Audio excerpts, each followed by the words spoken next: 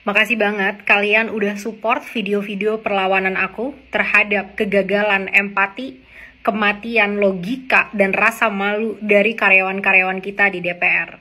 Hai semuanya, namaku Salsa, aku udah 10 tahun tinggal di luar negeri, dari mulai di Malaysia dan saat ini aku tinggal di Eropa.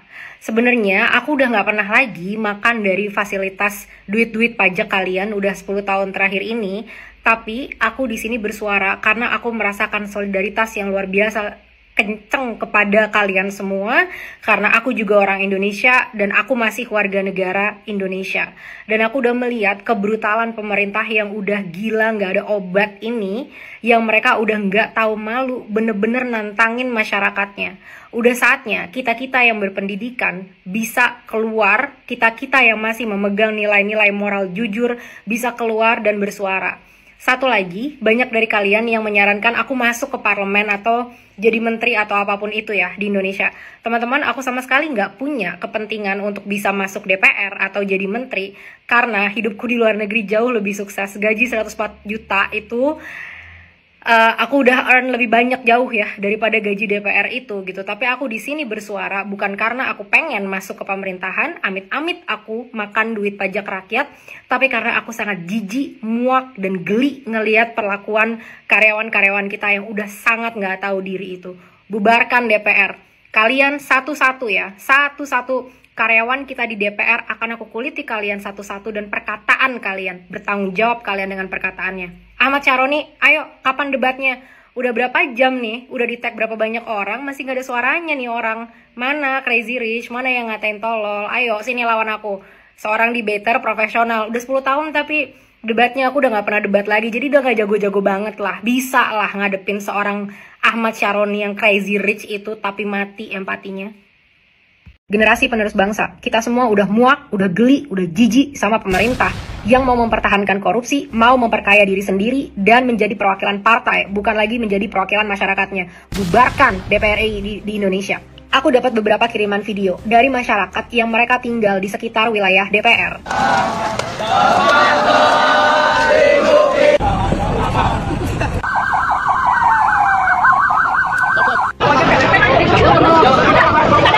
Dan ternyata banyak banget korban dari demo-demo yang kepalanya bocor, yang terluka parah, yang terkena gas air mata, bahkan ibu-ibu dan anak-anak semua. Polisi-polisi dan BRIMOB, kalian ini ya dibayar dari hasil pajak masyarakat yang tercekik, yang hidupnya sulit sekali. Gunakan hati nurani kalian saat kalian menjalankan tugas. Jangan kalian tembakin masyarakat dengan gas air mata, dengan water cannon. Jangan kalian pakai alat-alat yang dibeli dari hasil pajak rakyat untuk membunuh, menyakiti, menangkap rakyat-rakyat itu sendiri. Hentikan tindakan ketidaksewenangan ini. Kalian juga masih manusia kan? Keluarga-keluarga polisi, keluarga-keluarga BRIMOB, tolong ingetin mereka, jangan bertindak semena-mena. Kita semua sedang berjuang melawan pemerintah yang korup di Indonesia, melawan DPR-DPR yang udah maunya gila hormat dan maunya mewah-mewahan sendiri, sementara kita semua sengsara, teman-teman. Ekonomi kita tidak sedang baik-baik aja, PHK terjadi di mana-mana, masyarakat kesulitan mencari kerja. Udah begitu, masih lagi mau ditambahin PPN yang membabi buta dan PBB yang naik secara besar-besaran. Teman-teman, kalau sekarang kalian duduk di sana dan bertanya, aku bisa melakukan apa untuk support? Aku akan menggunakan platform aku untuk bersuara dan membela semua bangsa setanah air kita. Kita selamatkan generasi ini dari kehancuran, dari pemimpin-pemimpin kita sendiri. Aku dapat kontak dari salah satu teman yang tinggal di daerah sana dan mereka butuh bantuan, teman-teman. Mereka butuh air, mereka butuh obat-obatan yang memadai untuk mengobati orang-orang yang terluka akibat dari demo. Tolong banget dibantu teman kita satu ini. Dia udah mau koordinasi, akunnya akan aku masukin ya di bawah, jadi bisa kontak sendiri butuh apa.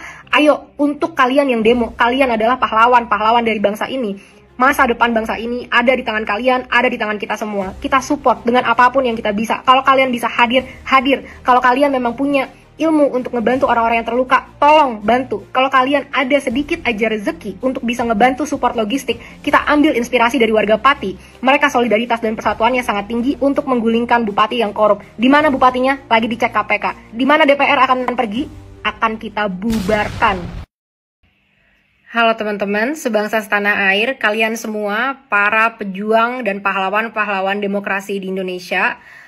Aku udah dengar kabar ya bahwa kita udah mulai rusuh, udah mulai ada pembakaran DPRD di Makassar, dan juga mulai ada penjarahan-penjarahan. Teman-teman, please, aku tahu kita semua marah, aku tahu kita semua jijik, geli, dan udah muak banget dengan apa yang terjadi di Indonesia sampai saat ini. Tapi please banget teman-teman, jangan kita bertindak anarki. Kita lindungi terutama kaum-kaum minoritas, saudara-saudara kita dengan ras Tionghoa, agama-agama minoritas, dan orang-orang yang sedang berbisnis. Jangan sampai ada penjarahan teman-teman, karena ini nanti impactnya ke ekonomi kita lagi ke depannya, yang akan menyulitkan kita lagi. Jadi apapun yang kita lakukan hari ini, jangan sampai itu menyulitkan bangsa kita ke depannya teman-teman. Kita jaga image Indonesia sehingga investor nggak takut, sehingga orang-orang nggak punya stigma buruk terhadap masyarakat Indonesia. Jaga persatuan, jaga solidaritas, kita saling jaga teman-teman semuanya. Aku mohon maaf, aku nggak bisa ada di sana dengan kalian untuk berjuang bareng, tapi aku mencoba melakukan yang terbaik dengan platform yang aku punya. Teman-teman tenang, pulang ke rumah. Kalian punya keluarga, kalian semua masih punya masa depan. Kita semua harus sama-sama ngebangun bangsa Indonesia untuk melawan korupsi dan lain sebagainya. Kita butuh satu sama lain. Amankan diri kalian dan tolong pulang sekarang. Jangan lagi ada kerusuhan, jangan ditambah lagi. Yang kita akan lakukan, kita sedang berdiskusi untuk membuat demand-demand kepada pemerintah beberapa tuntutan-tuntutan yang harus dilaksanakan dalam 7 hari ke depan. Kalau mereka tidak bisa melaksanakan tuntutan ini, baru kita bisa demo lagi secara besar-besaran. Tapi tolong untuk saat ini, amankan diri kalian. Jangan sampai ada lagi pahlawan-pahlawan yang gugur seperti Afan, fasilitas yang rusak, karena ini nanti bisa jadi alasan untuk mereka korupsi secara besar-besaran dalam memperbaikinya.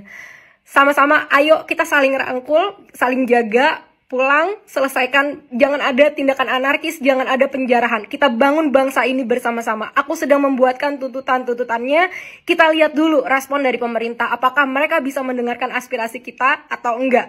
Kalau memang enggak, maka baru kita kerahkan seluruh kekuatan yang kita punya, karena memang mereka sudah gagal untuk merepresentasikan kita.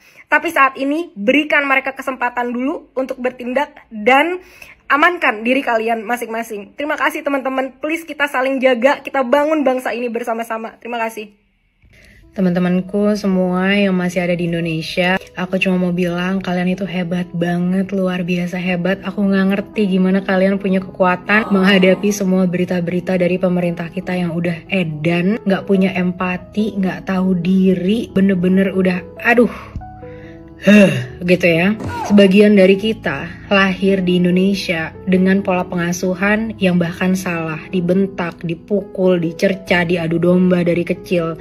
Pergi ke sekolah, kadang beberapa guru ada juga yang baik, ada banyak juga yang malah menjatuhkan siswa-siswanya. Saat kita ngelihat pemerintah nggak ada kontribusi mereka dalam kehidupan kita, yang kita lihat malah mereka berfoya-foya gitu kan setiap hari dari duit hasil kerja kita yang sulit banget, dari hidup kita yang susah banget. Udah gitu saat kita cari kerja, susah banget cari kerja di Indonesia, belum lagi perlindungan terhadap karyawan rendah, kita dieksploitasi habis-habisan dengan gaji yang kecil dan perlindungan gak seberapa.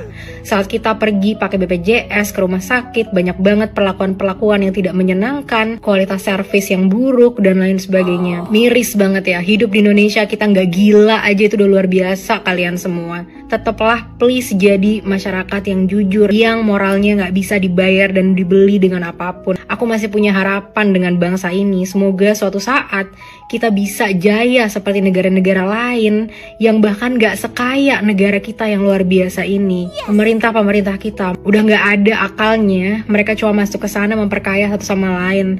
Partai-partai politik cuma buat jadi ajang untuk memperkaya grup-grup mereka masing-masing. Kalau ini masih berlanjut terus, kita revolusi segera di Indonesia. Please jaga moral kita, jaga kejujuran. Kalau mungkin hidup kita udah amburadul, semoga generasi mendatang gak merasakan lagi apa yang kita rasakan. Kalian hebat, kalian kuat, dan kalian luar biasa. Aku salut banget sama kalian semua.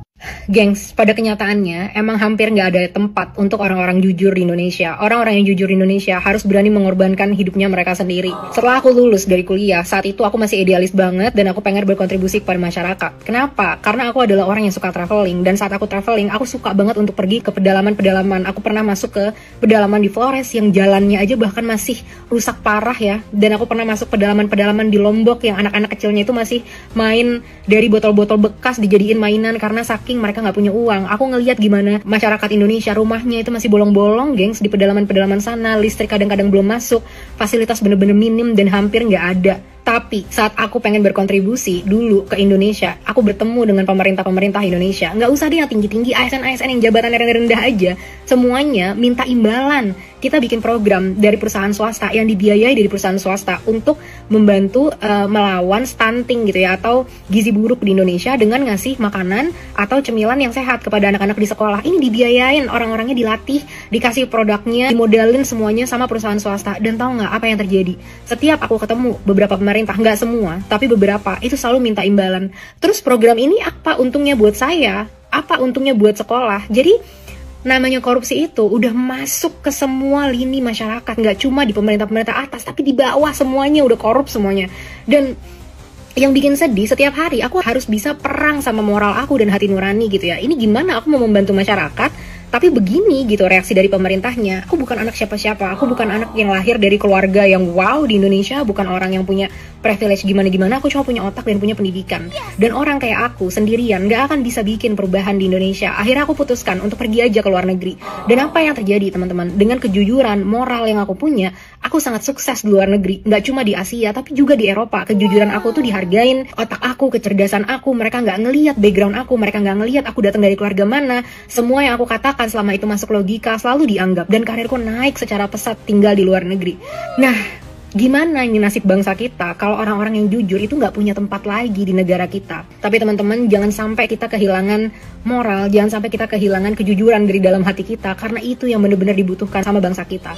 Aku berjanji kalau suatu saat memang aku udah berhasil membiayai segala macam hidupku dengan kualitas hidup yang aku mau, aku ingin banget mendedikasikan hidupku untuk ikut berkontribusi ngebangun negaraku yang sangat aku sayang ini. Tapi saat itu tiba, aku memastikan bahwa moralku sudah tidak bisa dibeli lagi dengan apapun, karena hidupku sudah sangat cukup. Please, untuk kita semua, jaga moral kita, jaga kejujuran kita, dan jangan sampai hancur dengan apapun yang terjadi di pemerintahan kita. Karena Indonesia tidak kekurangan orang pintar, Indonesia kekurangan orang jujur yang benar-benar baik dan mau berkontribusi kepada masyarakat, yang moralnya nggak bisa dibeli dengan uang berapapun.